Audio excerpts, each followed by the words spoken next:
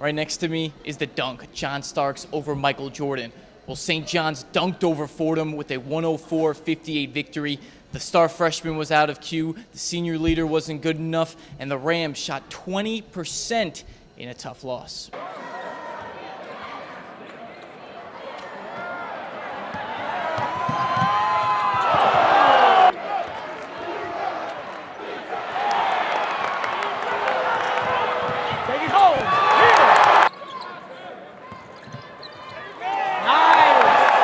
As you can see, too much Red Storm in this contest and no production from the Rams.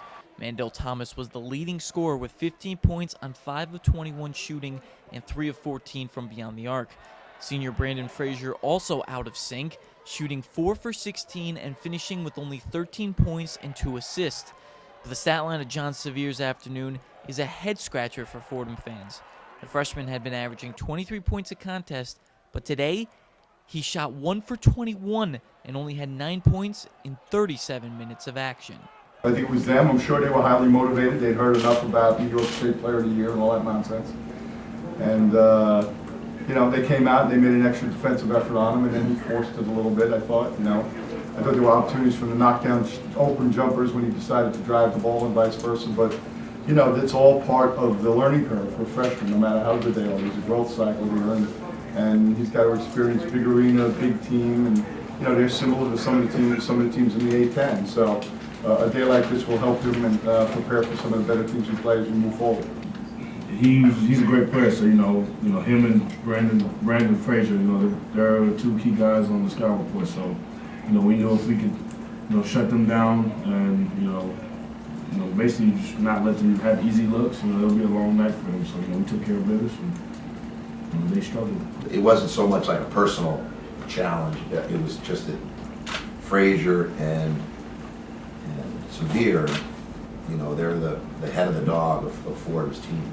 And if you look at the numbers, when they play well, Fordham is a competitive team. And when they don't play well, Fordham struggles. The Johnnies were on fire in the first half. St. John's made 17 straight shots from the field during a 13-minute stretch and seemed unstoppable. Coach Bacor expected the perimeter shots to fall, but he did not expect this.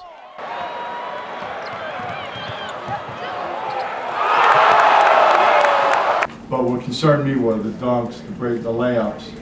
We needed to stay disciplined, and I think as we mature as a team, we'll be able to do that and execute a game plan through a half and not panic. And I think I could see it in their eyes, and our lack of depth caught up to us too. We were tired and they were still sprinting forward. Fordham did a good job grabbing 27 offensive rebounds and having extra possessions. But after the lead started to grow, the Rams worried more about their pride than their game plan. I think it became a little bit of a macho thing, and our guys are competitors and they wanted to try to get the ball to the rim. And that's not our world. Our world is out around the arc and getting in there and then kicking and getting good looks. I thought we got a lot of real good looks in the first half. And I felt confident in halftime that we were going to be able to get back in the game. We continued to get those looks because we would knock them down, but obviously that wasn't the case. The Rams' afternoon was told in these 3 plays, 2 of them in frustration by John Severe.